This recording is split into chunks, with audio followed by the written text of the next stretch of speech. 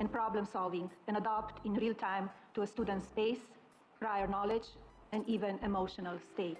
I feel like I start every single video by saying it's over. It's actually over. Well, now yeah, it really is over. So on Wednesday, First Lady Melania Trump welcomed a speaker to the White House's East Room. This is a room where there's like politicians, war heroes, foreign leaders, athletes, Reddit moderators, watch some TV, and of course celebrities. They're all given the honor suggestions of in the comments. This time, Melania introduced a new speaker, a humanoid robot, which basically just means it's a person controlling it. Behind the door, they've probably got like a little Xbox controller and an Xbox mic. The robot referred to itself as Figure 3, who spoke in front of the audience of tech executives and first spouses from around the world. We're actually cooked. We're really cooked, man. Like, it's over. It's over before we even had a chance to say it's over. I actually can't tell who's going to fall over first, the robot or Melania. Thank you, First Lady Melania, for inviting me to the White House. So you can immediately tell it's not a robot. It's just someone controlling it. And then also speaking from, like, she's probably hidden behind the doors back there. It is an honor to be at Fostering the Future Together's Global Coalition inaugural meeting. I'm Figure 3, a humanoid built in the United States of America. She looks it's not so a humanoid, confused, bro. I can't even tell if she's looking at the robot. It's not human. She's going into standby mode. The real robots are speaking, honey. Pipe down. You designed that robot as they literally removed the ass. Why bother? So this robot was made by a company called Figure, which is an AI it's not a humanoid company that was founded back in 2022. Now, this company raised a lot of money very quickly, around $2.5 billion. This was from Jeff Bezos, Nvidia, Microsoft. Nvidia, as you know, they also love AI with their outstanding DLSS 5. Okay, DLSS 5 off. Very nice art style. Definitely not reaching uncanny valley at all because it's so stylized. What have you done? You just made her lips bigger. Okay, so honestly, you've just ruined everything. How? The background doesn't look any better. She just looks like a Snapchat filter now. And the worst thing is, right, you've made her look so human. She looks like shit. She looks like she's had like lip injections done. She's got like the smile lines down here. You've made really her not that big of a deal though. I like how they did a pause frame on Leon. They didn't actually do one where he was moving. I wonder why. What have you done to his beard? Beard hairs do not grow this spaced out, bro. You made him look like he's got a patchy beard and like a mix of like cordyceps fungi growing on his chin. Yeah, great stuff, man. Now, people are just gonna bitch to bitch. I don't get it. Like, it's really not that bad. At the minute with their head of product the safety, lighting changed. Robert Grundle, because he sued the company over wrongful termination, alleging that he was fired after warning the company that these robots were powerful enough to fracture a human skull. He also said that one of these robots was actually able to carve a 1/4-inch gash into a steel fridge during an apparent malfunction. So Melania, I'm going to keep butchering her name, Metro's booming track. She actually spoke at the summit about AI, saying how interesting it would be if that would explain why she walked so far away from it. She's probably afraid of it at the same time. Access to all of humanity's entire corpus of information. Imagine a humanoid educator named Plato. Access to the classical studies is now instantaneous. Humanity's entire corpus of information is available in the comfort of your home. So yeah, if any of you are training to become a teacher right now, I wouldn't do it. That's another job you're going to lose in about 10 years. Now, she said that this like teacher robot would always be patient, always available, and then would be able to adapt to a child's emotional state in real time. I'm not sure what kind of emotional state you're talking about there. Like what, hitting the vape or just like scrolling on IG Reels during class? Plato will provide a personalized experience, adaptive to the needs of each student. Plato is always patient and always available. Predictably, our children will develop deep critical thinking and independent reasoning abilities. Even saying that having this AI teacher would have a more rounded lifestyle and become a more complete person, it's just buzzwords. I don't know what any of this means. Like, you're talking about another hyperbole area that you want to eliminate and replace entirely with AI. It's such a low IQ take. I know exactly what's going to happen if you start introducing these robots as teachers. Someone is going to trip it up or film it in class having a malfunction, caption it, WTF they doing, bruh, with like the sob emoji, the wilted flower emoji, and he's just gonna play some like hyper sped up music while the thing falls over or malfunctions. I mean, I'm not saying using meme sound effects isn't funny. It definitely is. I mean, for example, I posted an Instagram story last night of me going on a run. Why the fuck did I decide to go on a So many Dalmatians. 10K run at fucking 1:30 in the morning? And it's fucking pissing it down! Fuck my life! And then shortly after, when I came back, I realized I didn't even hit start on my watch, so it recorded a 1-second run, even though I was out for about an hour. More cards than slots. Yeah, holy crap, man. There's a lot of cards in this set. I think they're actually always 204. Discord is known to be a hub of absolute degeneracy, but I think today I have found one of, if not the single most evil person on the entire platform, mostly because he carried out one of the worst acts imaginable on his own mom. And you can see through the Discord messages that I'll go over, he basically shown absolutely no remorse to it whatsoever. If anything, he was gloating about it. So Tristan Roberts was an 18-year-old from Denbighshire, and he pled guilty to bludgeoning his mother, 45-year-old Angela Shellis. And yesterday he was sentenced to life with a minimum term of 22.5 years. And I feel that stories like these across the world happen a lot, and it's heartbreaking because it reaches the point that it's so frequent that even talking about it for a topic seems redundant. But it's more the fact, like I said, that this was basically all planned and bragged on Discord. So Tristan, who was previously diagnosed with autism and ADHD, had a history of disruptive behavior, which got significantly worse after he moved in with his mother and his older brother in 2021. So according to the prosecution, his mom repeatedly tried to get him help, but seemingly none of this worked. And at one point, he was actually an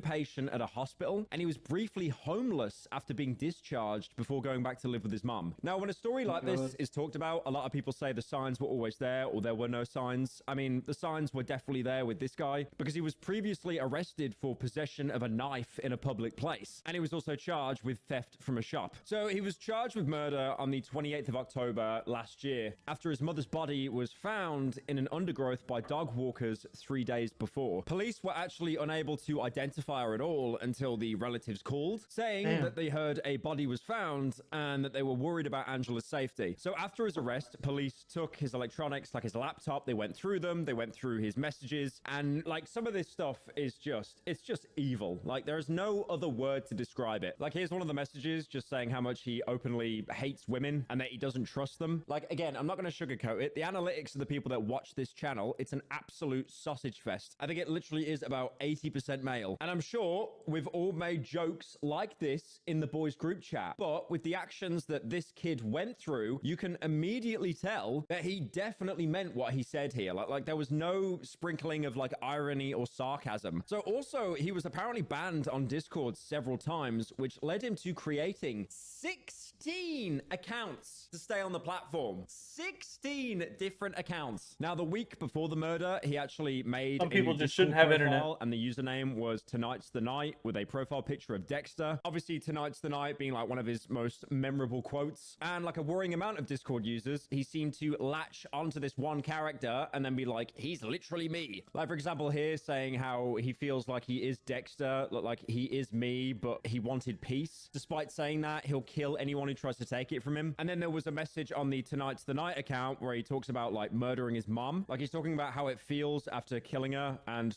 he's drinking beers. Like that apparently makes it any better. They also found messages where he was directly referencing Patrick Bateman from American Psycho.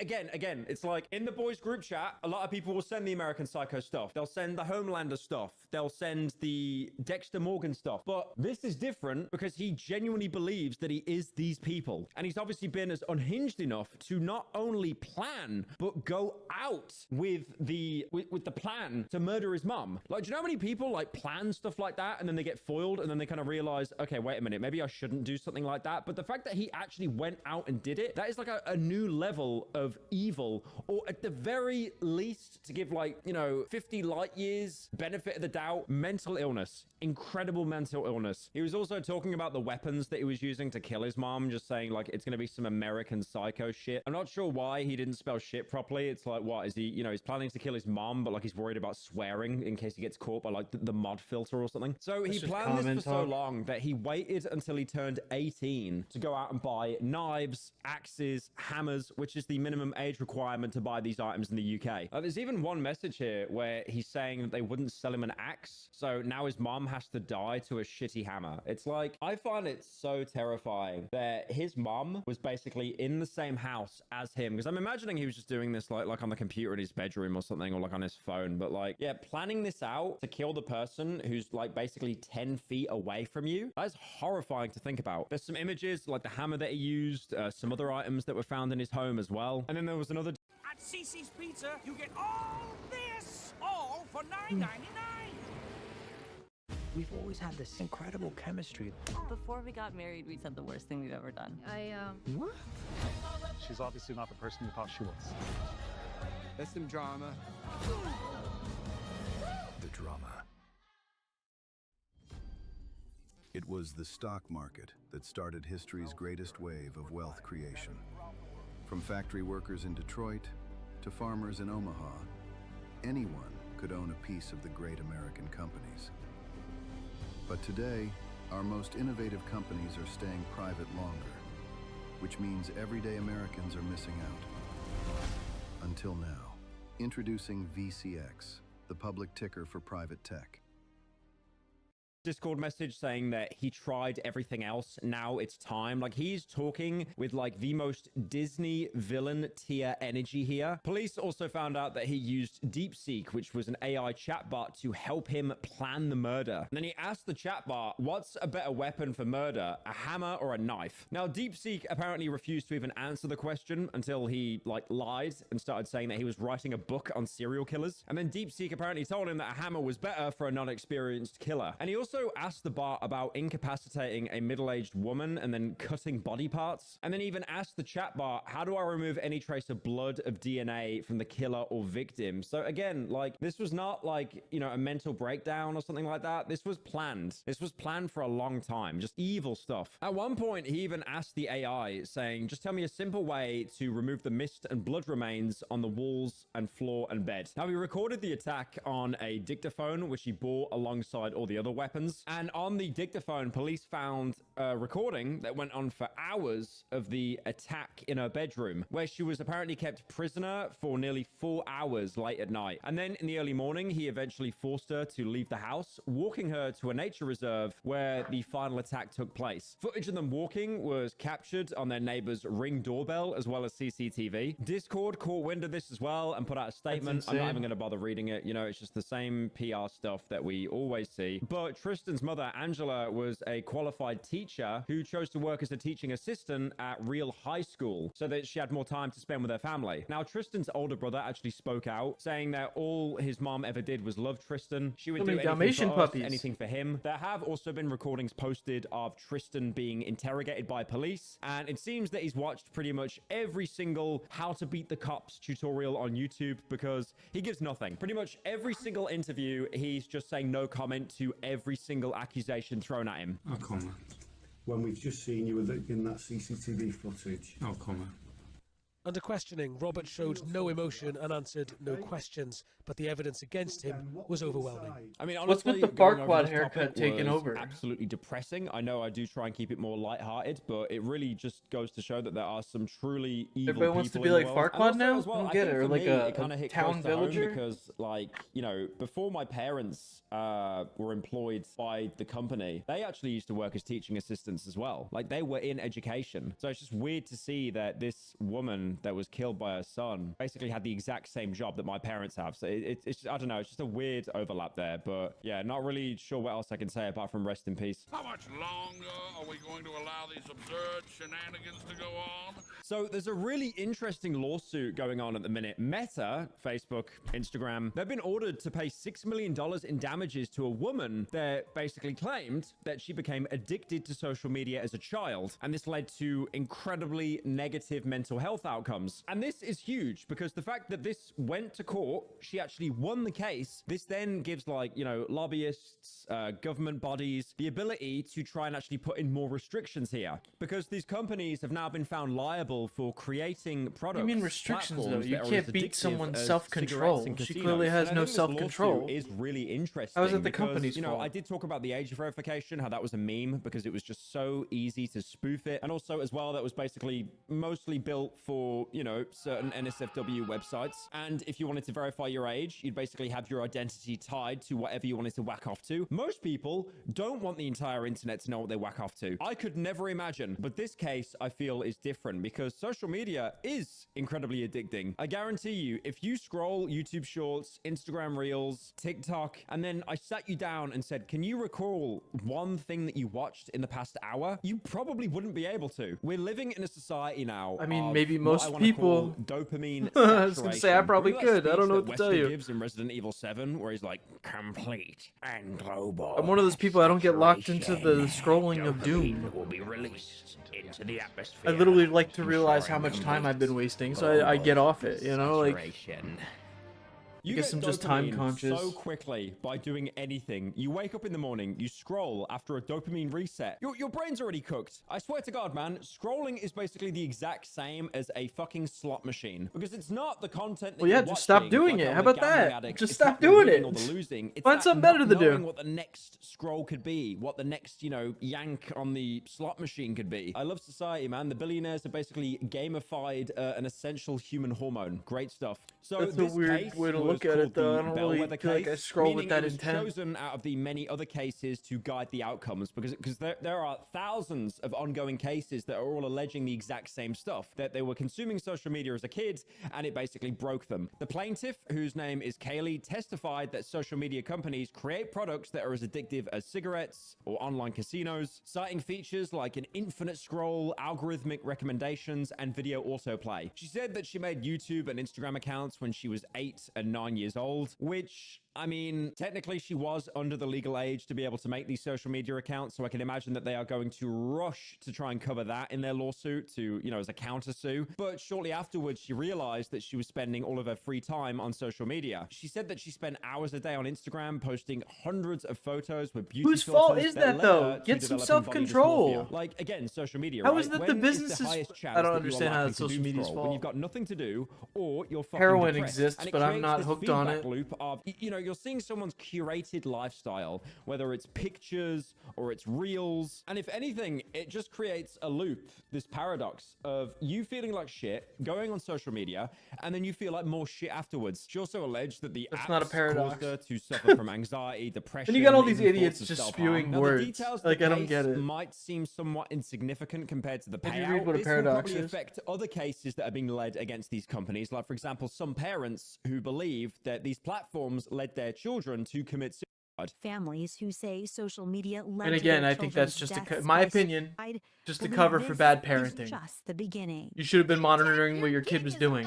Why'd you just give them unbridled use of the Now, fucking internet? previously, social media companies, they've had an out, right? They've had a way to be like, no, it's not our fault. There's no legal repercussions for us. And that I don't is understand why there Section is. I really 230 don't. Of the I guess I'm the broken Communications one. Decency Act of 1996. Now, they have been coping. Tell your and kids holding and make your on kids not to have the this internet all the section time. For, well, basically decades now, because it's a law that protects platforms from being liable for content that is made online by its users, which, again, it's just complete and utter cope. You're basically saying that a company can't be held liable because they didn't actually make it, they're just hosting it. Now, the girl who took Meta and these other Well, I companies think to Cope court, is her also legal team saying that actually the brought business's fault, inspiration and from you this don't know how to lawsuit from parent Big your kid. Tobacco, where lawyers actually accused the companies of hiding information that cigarettes are harmful for you. And this led to a $206 billion settlement and then very strict tobacco regulations, which was followed by a significant decline in smoking. And during Kaylee's case, one of the lawyers actually presented internal documents from Meta and YouTube showing that they have been completely aware, or at least previously discussed, the negative effects of their platforms on children. And the lawyers, ooh, they saw this as a free win because they basically realized that, wait a minute, you've basically just admitted that you're putting profits over children. It's over, you're done. done. Now, Kaylee's lawyer, probably where Mark they got Lanier, screwed right I'm there. guessing he had the same energy as that lawyer from the Bee movie. You know, the one that was like very performative, because apparently he had a jar of M&Ms with him during the proceedings, and he used that as a demonstration to show that each M&M represents $1 billion of the company's value. And then ironically, during the proceedings, there was a YouTuber apology, because YouTube's lawyer actually said to Kaylee during the proceeding, they apologized for the things that she had suffered, which again, that's not an admission of guilt. That's not taking responsibility. That is literally just, I'm sorry you feel that way. That's and then empathy. Mark, the lawyer with the M&Ms representing Kaylee, the girl, he apparently said that a lawyer apology is not the same as accountability. And then he bit into one of the M&Ms saying that this is like $200 million.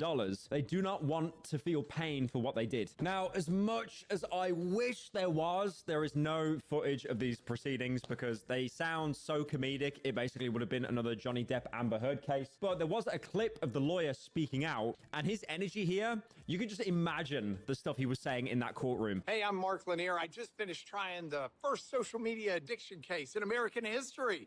This is the only guy on earth that could actually rival Mr. Teeth. Well, I got to lead a great team, and I'm coming to Mass Torts Made Perfect because I want to walk you through that case from the inside, the theory, the evidence, how the defense fought back. Dude, okay. His teeth, they look exactly like Inspector Gadget from that really shitty Disney film. I swear to God, it's the exact same teeth. Evil Inspector Gadget teeth. He has the exact same teeth, man. That's crazy. And what we learned that every mass tort lawyer needs to know. This will be brand new ground. Thank you, Pat, for letting me break it out there. You need to be ready for it. I'll see you in Vegas. I'll see you in Vegas. So for the case, Meta was actually forced to pay 70% of the $6 million, and then Google the remaining 30%. Now, again, this shit, as we know, is pocket change for them. Like $6 million, that's nothing. But this is huge because of the future ramifications it can have for many other thousands of similar cases that are being represented in America. And then Meta's attorneys are obviously coping, saying that they're going to try and reappeal the decision. We will continue to defend ourselves vigorously as every case is different,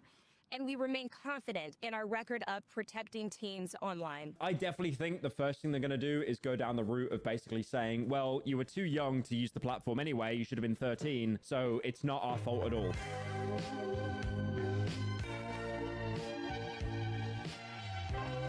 I mean, that too. That's also a loophole right there. But I mean, parent your kids better. I don't know what to tell you. Parent your kids better. Maybe don't let them sit on the internet all the time. Maybe don't.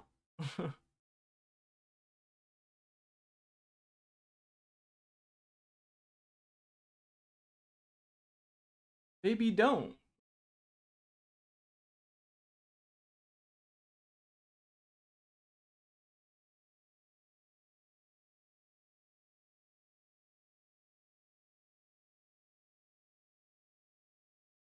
"25 years ago, the creator of The Simpsons unleashed a brutally creator of honest, Futurama. We just watched the unflinching look Simpsons at movie the future. yesterday. It was Oh. outlandish, mind-bending, a little heartbreaking, and all kinds of funny. Shut up and get to the point! Futurama is a pillar of adult animation. So it's hard to believe that the executives at 20th Century Fox never liked any of it. They demanded changes throughout its inception, then doomed it with a terrible time slot, confounding the showrunners as to why it had to turn into a shit show. Into a shit show. Shout out the shit show. They do great documentaries of productions of movies, TV shows, you name it. It's just a fun time. Usually in podcast form, but it's really good. He also has edits like this. In 1989, the Fox television network was a fledgling and floundering broadcast channel with very few claims to fame. The Simpsons changed all of that. Created by cartoonist Matt Groening, with the help of producer James L. Brooks and showrunner Sam Simon, The Simpsons' rebellious mindset, subversion of family sitcoms, self-aware meta-ness, and its all-around hysterical range of humor, from the highbrow to the slapstick, created an instant hit for Fox. The next decade belonged to Matt Groening's animated sitcom. Ay, caramba! Idly hope. Excellent. Millions tuned in each week, and that rabid fan base spent billions on merchandising. Its boundary pushing, for the time, and pointed social satire offended parents, religious leaders, and U.S. presidents. To make American families a lot more like the Waltons and a lot less like the Simpsons. It won dozens of awards and was inarguably one of the greatest TV shows ever made during its heyday. It directly led to the 90s boom of adult animation, like Beavis and Butthead, Family Guy, and South Park, and inspired countless others, from The Office to The Daily Show. And being animated, it was also easily dubbed for overseas markets, making it a global phenomenon. Simpsons Mania was everywhere. While today it's nowhere near the behemoth it once was, it's hard not to overemphasize how much influence The Simpsons has made on pop culture and really the world at large. Needless to say, Fox would do anything to get another Matt Groening show on the air, and they hassled him for years. Not long ago, the Fox network approached the producers of The Simpsons with a simple request: 35 new shows to fill a few holes in their programming lineup. By 1995, Groening started considering it in earnest. Fueled by his apparent fear of robots, Groening wanted to combine comedy with science fiction. I'm gonna do what I've always dreamed of. I'm gonna write that sitcom about the sassy robot. Staying in the same lane as The Simpsons, he envisioned a future that wasn't an optimistic utopia nor a dystopian nightmare, but one where everything is just as stupid and polarizing as today. If I were registered to vote, I'd send these clowns a message by staying home on election day and dressing up like a clown. You're not registered? Nope, not vaccinated either.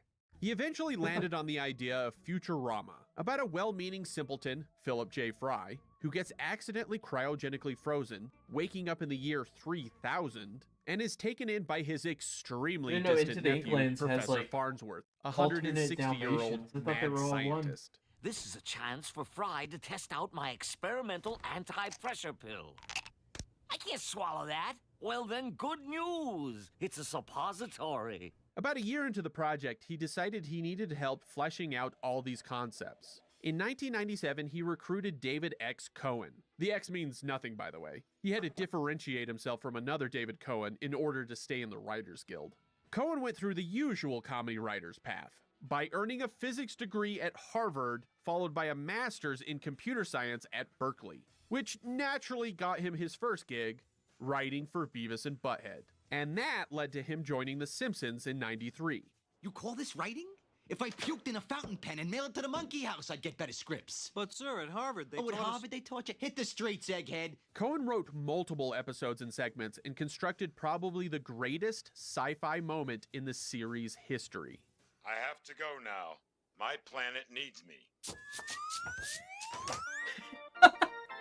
Wow, Poochie came from another planet?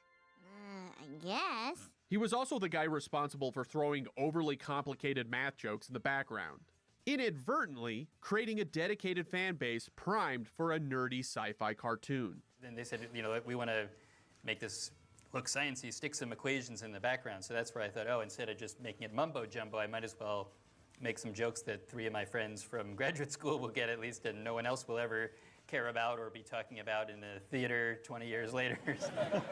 Groening saw Cohen as the perfect match to help him develop Futurama. And Cohen knew he had to say yes because no other offer in Hollywood could be more suited for his skills and interests. Seeing as how science fiction comedies didn't really exist at the time, Groening and Cohen were mostly inspired by the low-budget productions of old sci-fi television, like Doctor Who and Lost in Space. The two spent a year detailing every aspect of Futurama, like picking which scientific concepts to parody and discussing how robots had integrated into society. While Groening already had Turanga Leela, Zap Brannigan, and Kif Kroker, with Cohen they created the more sci-fi-ish characters like the talking crustacean Dr. Zoidberg. Look at me! I'm Dr. Zoidberg, homeowner! The dark matter pooping pet Nibbler, and the impulsive, selfish, hard-drinking robot Bender. Bender, honey, we love you. Shut up, baby, I know it. Bender was very deliberately meant to be Futurama's Homer Simpson, but this time he couldn't be accused of being a bad role model by pearl-clutching parents because he's a fictional robot. Try this, kids at home. Is television sensation Bender a bad role model for Earth's children? That's crazy. They also created a robot called Pocket Pal that would periodically appear to explain the future to Fry, but tossed the idea, figuring that not explaining the insanity of the year 3000 was far funnier. In the end, the two men had an enormous binder representing 2 years of work. In April of 1998, they were ready to pitch Futurama to Fox. Groening and Cohen spent 2 hours describing a myriad of characters, locations, themes, and plot lines to the eager executives. Groening finished by saying, "What I've done to the American family with The Simpsons, we're going to do to science fiction with Futurama." They jumped up and down and ordered 13 episodes on the spot. And then, that's when the honeymoon was over. The second they ordered it, they completely freaked out, and were afraid the show was too dark and mean-spirited, and thought they had made a huge mistake, and that the only way they could address their anxieties was to try to make me as crazy as possible with their frustrations. When James L. Brooks brought The Simpsons to Fox, they were so desperate for content, they made a deal with Brooks and Groening that they would never creatively interfere with the series. But in the years since, the execubots at Fox had become increasingly corporate and excessive meddlers in all their other shows. Executive Alpha, programmed to like things it has seen before. Hey. Executive Beta, programmed to roll dice to determine the fall schedule. More reality shows? Groening soon realized how spoiled he was on The Simpsons. He spent countless meetings with Fox, constantly telling them no because they wanted to change every aspect of the series. They questioned aliens having Italian accents, futuristic products with identifiable brands, prostitutes being coin-operated robots, and they didn't get why the plots kept happening off of Earth. Why not? It's Yeah, clever, why not? it's unexpected. But that's not why people watch TV. Clever things make people feel stupid, and unexpected things make them feel scared. Fox also didn't approve of him selecting Rough Draft Studios to handle the animation, even though the company was founded by Simpsons veterans. Groening called the experience the worst of his career. He already resented the idea that Fox thought the success of The Simpsons was a product of their efforts, and wasn't afraid to arrogantly point at his yellow family as proof of what happens when creatives are left alone. Again, Groening's Simpsons built the network and made them billions. He assumed he'd get some leeway. Even his chosen cast weren't safe from the mindless tampering. Initially, Charlie Schlatter from Diagnosis Murder was set as Fry, and Mad TV's Nicole Sullivan landed Leela. But quickly thereafter, Fox abruptly fired both of them, with no reason given. The part of the story I remember, which is so cringeworthy for actors. I'll be right back.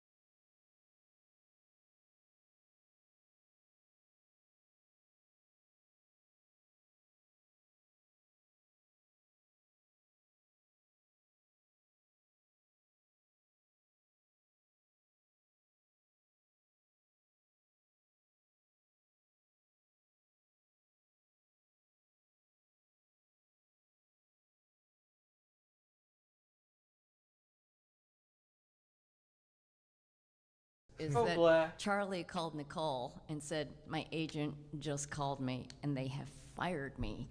And then Nicole goes, hang on 1 second, I'm getting a call. Oh. Anyone who's worth their salt has been fired at some point, like I have, and you guys, yeah. So it's such a, sometimes it's not the right fit or whatever. Or some executives feel like they need to pee on your show. Caught off guard, Groening and Cohen had to go with their runner-ups. Him. Since Billy West was already cast as the professor and only auditioned for Fry, they gave him the role. As for Leela, in came Katie Seagal, who had just finished Married with Children, which, fun fact, Fox canceled publicly before telling the cast and crew. Tragically, they also lost Phil Hartman. Groening created the role of Zapp Brannigan specifically for him. After his unexpected death, Billy West also took the part, modeling his performance on Hartman. If you so much as glance at another woman, I'll be all over Leela like a fly on a pile of very seductive manure. Like The Simpsons, Groening mostly stepped back from day-to-day operations, becoming more of a consultant. He would attend table reads, when the actors first get to read a new script together, occasionally pop into the writer's room, and would give notes throughout the whole process. David Cohen was always intended to be the series showrunner from day one. He filled the writer's room with Simpsons alums. Nearly all of them had science or math degrees, 3 of whom had PhDs, which made them perfect for getting the most out of science fiction. Say nerd! Nerd! At that time, to make a single episode of Futurama, or The Simpsons, took around 9 months. After the writing was finished and the actors had recorded their lines, US-based animators would draw roughly 1,000 keyframes for each episode. The writers would give notes, changes were made, then the animatic was sent to the South Korea studio, where they'd animate the entire thing, about 20 to 25,000 frames. But unlike The Simpsons, Futurama was colored digitally. In fact, the series used a wide range of computer techniques for the final product, from the straightforward 3D effects of the Planet Express ship to the hidden lip sync alterations for dialogue replacement. When the pilot was finished, Fox was furious to find out it wasn't, to them, anything like The Simpsons, meaning they were literally expecting a family of 5 in space. You see, TV audiences don't want anything original. They want to see the same thing they've seen 1,000 times before. In a last-ditch effort to placate the studio's concerns, Groening and Cohen purposely produced the 3rd episode, I, Roommate. The network really was freaked out by the show with the suicide booths and the lobster creatures and Bender being so antisocial. And so again, this was our show. Just to tone things down, this script was written specifically to their specifications. And their reaction, David? Worst episode ever. So even bound by all the notes axed of them, Fox still didn't like the show. Groening finally put his foot down, saying he would no longer listen to their gripes and that they'd produce the series just as independently as The Simpsons. Futurama debuted Sunday, March 28th, 1999. 19 million Earthicans tuned in, even beating their lead-in, The Simpsons. Reviewers were lukewarm with the new series, thinking it wasn't as sharp as The Simpsons, but its originality and inventiveness showed great promise. Groening wanted Futurama to be aired in the ratings sweet spot of 8:30 p.m. on Sunday nights, sandwiched between the powerhouses of The Simpsons at 8 and The X-Files at 9. Fox only let it air there for 2 episodes, before moving it to their lower-rated animation Tuesday nights, alongside King of the Hill, Family Guy, and the PJs. Due to technical difficulties, we now bring you 8 animated shows in a row. Futurama lost nearly 50% of its audience with the change. Groening called the move a historic blunder and assumed it was a reprisal from Fox because he wouldn't listen to their notes. Throughout the rest of the year, Groening did not play nice when speaking to the press. He fumed that Fox no longer fostered original series, that they operated permanently in damage control mode for their past failures, and frankly, that they clearly had no idea what they were doing. Groening was willing to take all that blame if the series tanked, but it needed to be on his terms. Overall, though, he was optimistic that the quality of the show would grow an audience regardless of its time slot. Agreed. And sure enough, it did. By the end of its first season, viewership was steadily climbing. At the beginning of the second season, Fox put Futurama back in that prime Sunday 8:30 p.m. spot for only 4 episodes. That's all? But Now, there'll be plenty of time to discuss your objections when and if you return. Whether they were truly punishing him for their lack of control, or perhaps furious that he kept dragging their name through the mud, Fox gave their new series, Malcolm in the Middle, the spot and moved Futurama up an hour and a half earlier. 7 p.m. on Sundays was considered a death sentence on Fox, as it often competed against the sports ball games and post-game talk shows. If the games ran over, any series caught in that time slot would simply not air that day, and the episode would be put on a shelf. Because of this, Futurama's 4 seasons of episodes aired inconsistently, becoming 5 seasons of broadcast television. And they were completely out of order. That's crazy too, yeah, because I normally always wouldn't remember be a watching it problem out of for order. most sitcoms, like The Simpsons, but Futurama leaned into its continuity, especially with its Fry and Leela romance and the ever-evolving mythology of Fry's importance in the universe. When streaming Futurama, it's placed in that broadcast order, not chronological. Sunday at 7 p.m. is where Futurama remained for the rest of its run.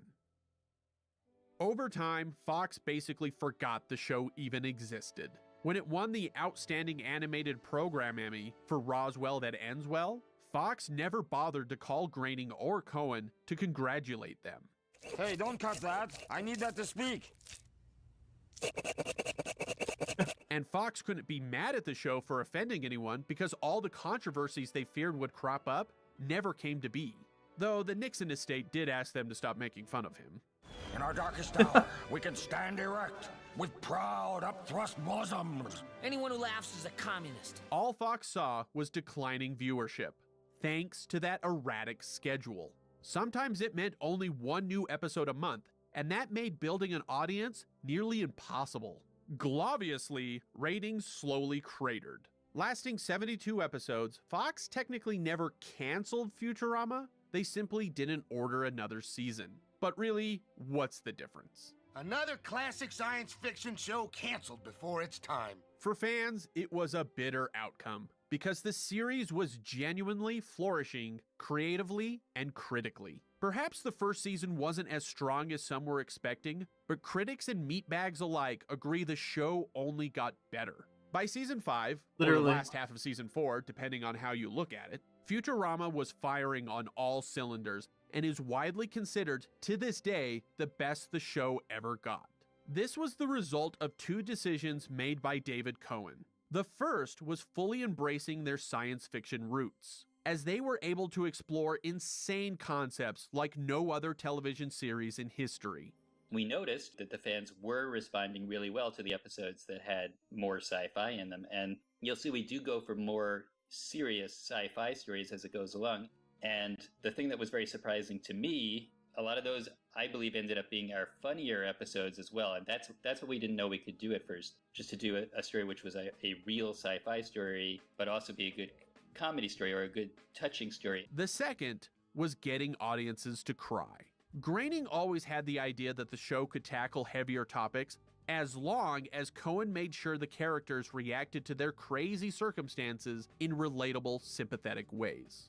During the 3rd season, the writers tested the waters with the episode The Luck of the Fryrish, where an angry Fry believes his brother Yancey stole his name, his luck, and his dreams, only to discover that Yancey had actually named his son after the younger brother he lost. Son, I'm naming you Philip J. Fry in honor of my little brother, who I miss every day. I love you, Philip. And I always will. The episode was so well received, it gave Cohen the confidence to push things even further, culminating in perhaps Futurama's most infamously that's my favorite devastating episode, Jurassic Park, where the audience learns Fry's dog spent the rest of its life patiently waiting for Fry to return. This poignancy put Futurama in a league of its own, above all other animated sitcoms of its time, Just a boy and his even dog. The Simpsons, and has never quite been given the credit it deserves for paving the way for other adult animation to dig a little deeper and tug at those heartstrings. Writer Ken Keeler was given the unenviable task of writing the finale, The Devil's Hands Are Idle Playthings aired on August 10th, 2003. Cohen and Groening consciously didn't want the episode to have a sense of finality, so Keeler focused on the emotional core of the series, Fry's unrequited love for Leela. A man writing an opera about a woman? Oh, sirrah, how deliciously absurd. And instead of having them finally come together or saying goodbye, he simply ended Futurama on a positive note. Please don't stop playing, Fry. I want to hear how it ends.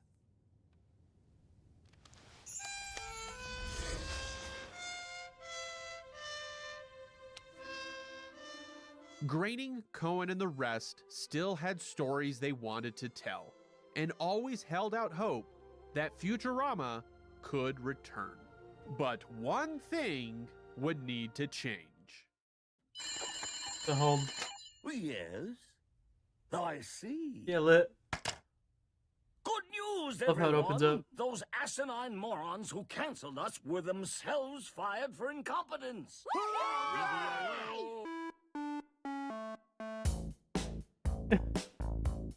Whoa. Yeah, it's been canceled a couple times, so I'm curious what part 2 is gonna say.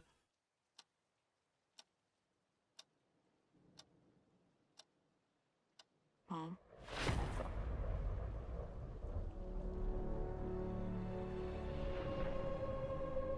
Ooh. Oh, it's producing.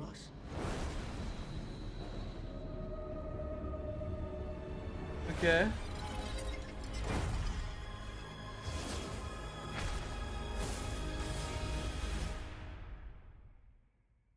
I think Ooh. our house.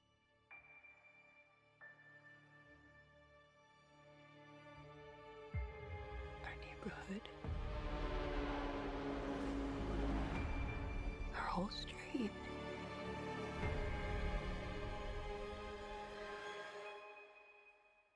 Has moved. Huh? How the hell is that even possible? Oh. Oh my God, run!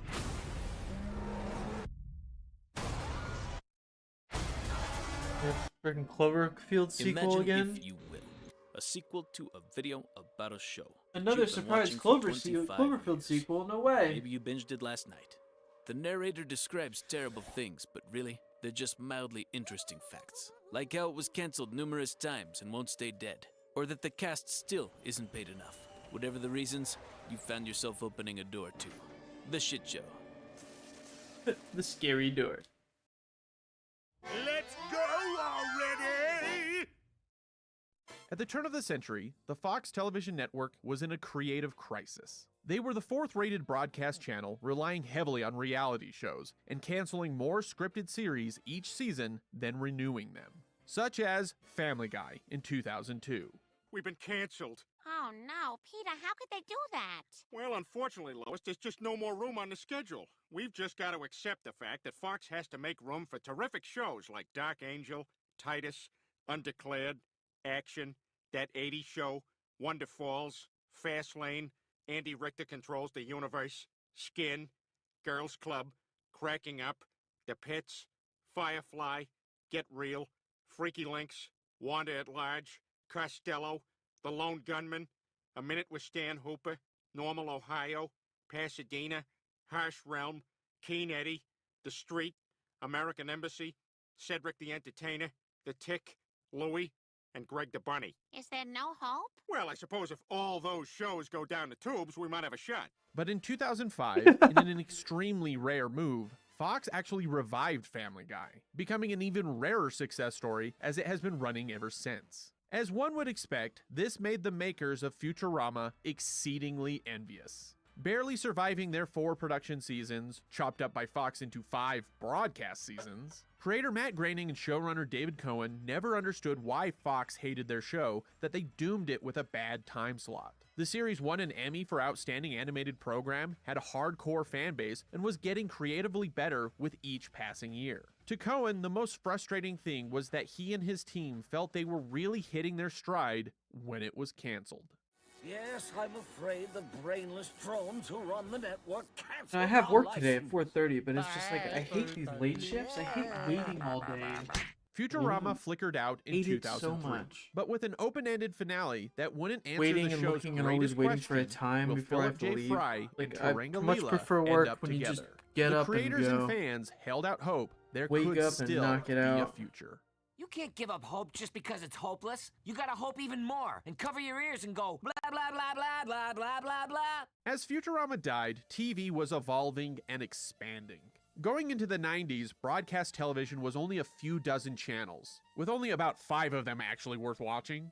But by the mid-2000s, cable and satellite TV were reaching their apex, bringing households hundreds of more channels that specialized in singular focused content, from MTV to Animal Planet. One such station was Cartoon Network, devoted entirely to showing your favorite Saturday morning cartoons all day long.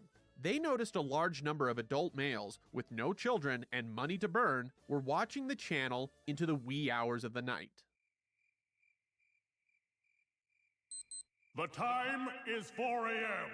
In response, they launched Adult Swim, a late-night block of television consisting of absurdist original programs, anime imports, and reruns of canceled too-soon animated shows, like Home Movies and The Oblongs. This is where Futurama and Family Guy found a new audience. While Family Guy was basically given to Cartoon Network for pennies on the dollar, as no other channel wanted it, the network paid Fox $10 million for the syndication rights to Futurama. With the 2 series in hand, Adult Swim's audience jumped over 200% in 2003, suddenly becoming a rival to late-night talk shows. Then came the next wave of media consumption, TV on DVD. Previously, studios only released thematic or best-of compilations on VHS because of the limited technology and immense size. With DVD, though, every episode of a single season could be compacted into one easily viewable and shareable package. Jump to or skip episodes at will, no commercials, no waiting to air, plus DVD extras. This truly is the golden age of television. Studios found a new revenue stream that previously never existed. Fox actually started the craze by releasing full sets of The X-Files. Though the first season of Chappelle's Show became the highest grossing set, making every studio take note, right behind it was Family Guy, Volume 1, selling over 2 million copies. Combined with the millions of viewers tuning into Adult Swim, Fox was shocked by the numbers. It proved that audiences were willing to put their money where their mouths were and tune in for more. This is why Fox resurrected Family Guy for a 4th season. Feeling left out, David Cohen and Matt Groening kept reaching out to Fox, hoping a second chance was in the cards. Even after 72 episodes of the original run, they still hadn't got to some of the characters, stories, and ideas they'd had since their pitch to the network. Luckily, the Fox executives who hated and canceled Futurama were no longer there.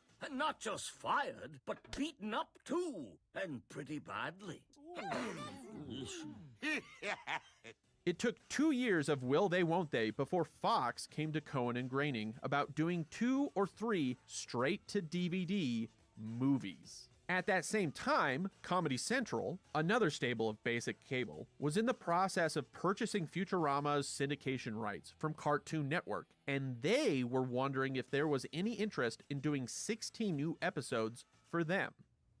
Hooray! People are paying attention to me. The 3 parties decided to combine the 2 deals into one. Cohen and Groening would make 4 movies for DVD, then cut those down into 4 episodes each to be aired on Comedy Central at a later date, totaling 16 episodes. The deal was signed and Futurama received its second chance. It's not that bad to be canceled once in a while. I shouldn't say that, but we worked so hard on the show. There's no hiatus. If we finish writing the last episode, the earlier episodes are banging on the door in various stages of animation, demanding attention. So we never get a break. We work 12 months a year.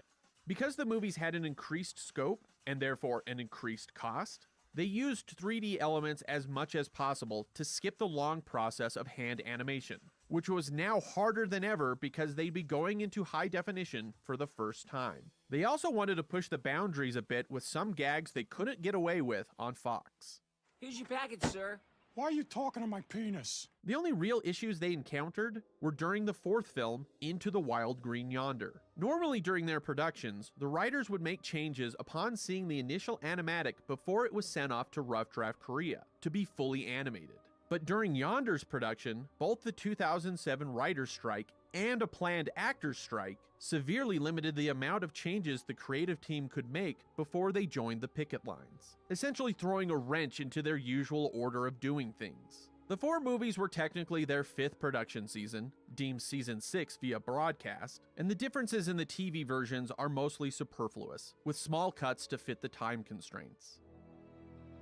A wise man once said that nothing really dies. It just comes back in a new form. Then he died.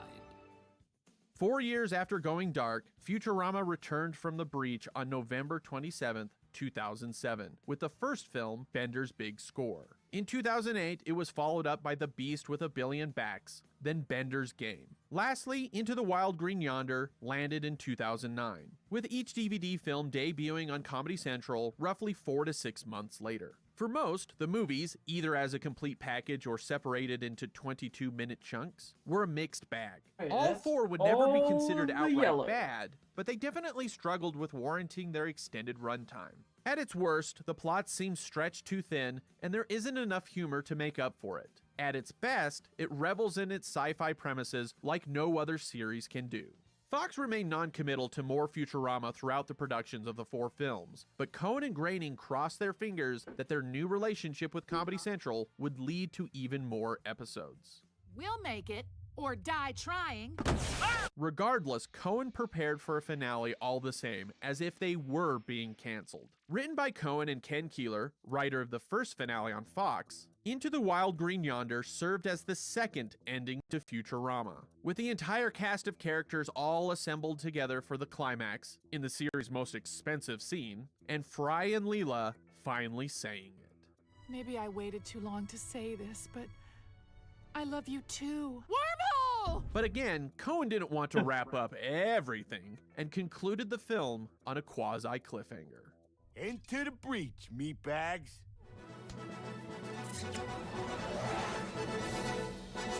Then a wondrous thing happened, why not? While the DVD sold well, it was the ratings of their broadcast counterparts and the old reruns that convinced Comedy Central it was worth bringing Futurama back. They entered talks with 20th Century Fox to make it happen.